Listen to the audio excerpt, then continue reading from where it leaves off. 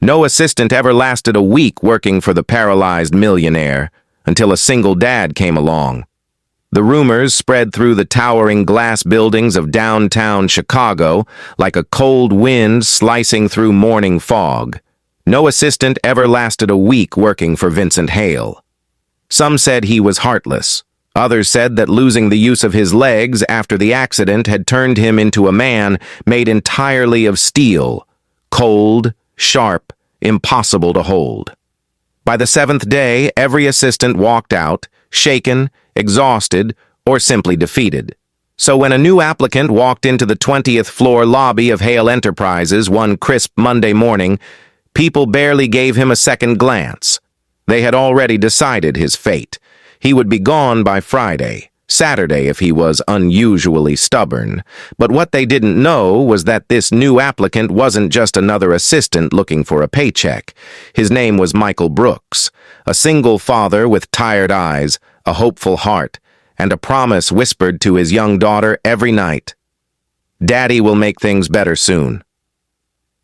Before we get deeper into this emotional journey, if you believe in kindness, second chances, and the beauty of unexpected transformations, please like, comment, share, and subscribe to the channel.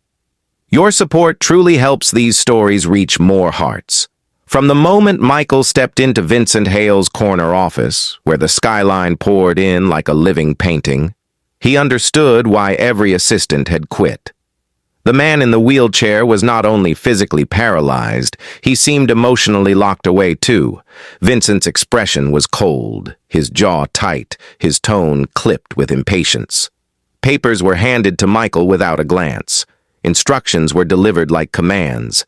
The air felt heavy, as if it carried the weight of years of frustration simmering beneath polished professionalism. Michael had been warned. They all had. But life had not given him the luxury of choosing easy paths. Raising his 6-year-old daughter, Harper, alone after her mother walked away, had taught him how to push through storms most people never saw. He needed this job.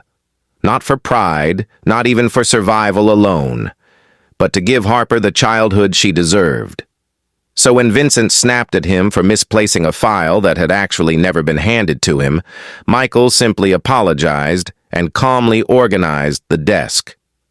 When Vincent dismissed his suggestions without listening, Michael didn't flinch.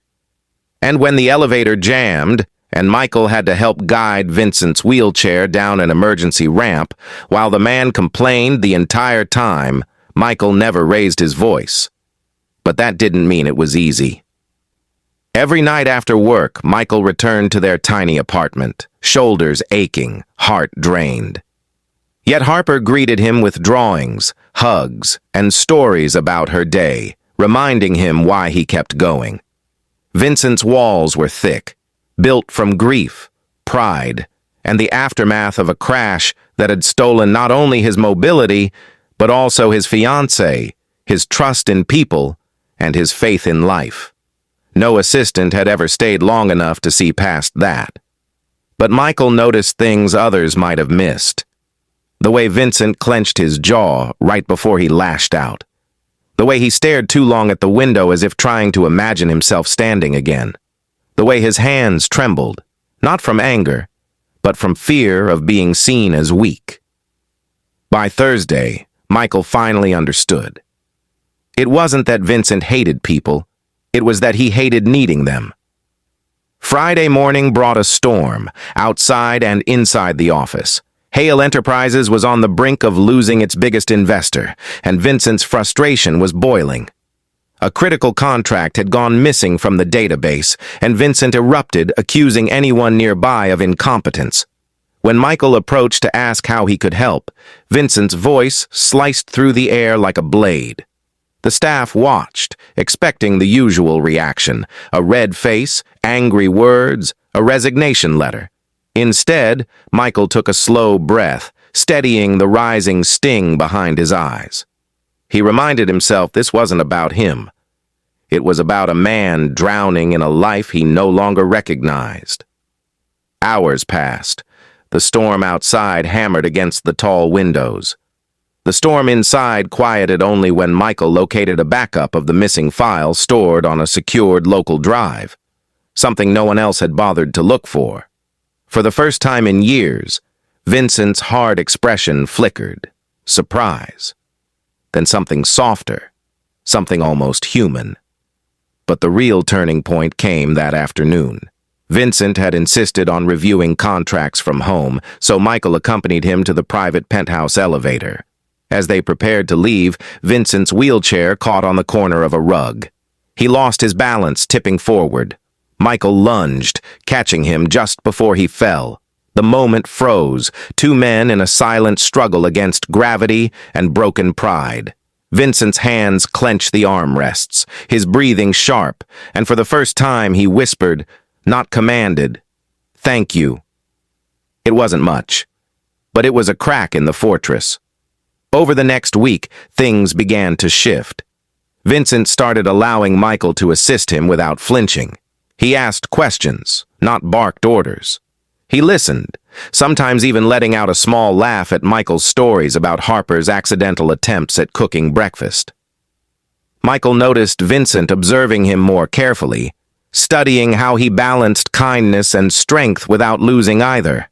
For a man who had spent years drowning in his own bitterness, Michael's presence felt like someone had finally opened a window. The world smelled different, warmer, possible. Still, healing is never linear. One evening, after a long meeting, Vincent attempted to transfer from his wheelchair to the couch alone. His hand slipped, his body shifted unevenly, and frustration surged through him. He slammed his fist against the armrest, anger trembling through him like a storm trapped in a human body. "I can't even do this anymore," he muttered under his breath, voice cracking in a way that startled even him. Michael stepped forward, not with pity but with quiet strength. He stabilized the wheelchair, helped him rise, and spoke in a low, steady tone, reminding him that worth wasn't measured by what his legs could or couldn't do. Something inside Vincent broke open that night, not in a tragic way, but in a way that allowed light to enter. Weeks passed, and their professional relationship developed into something resembling trust. Vincent began asking about Harper, even requesting updates on her school projects.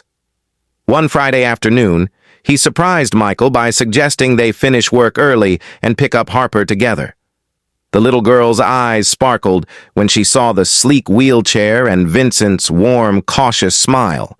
She climbed onto Michael's lap and immediately asked Vincent why he wore cool wheels.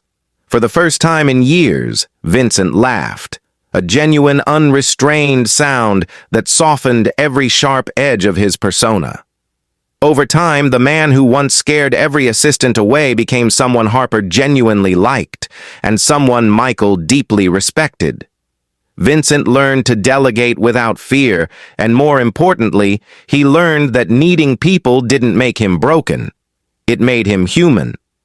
If this story has touched your heart so far, please like, share, and comment to help more people experience this emotional journey.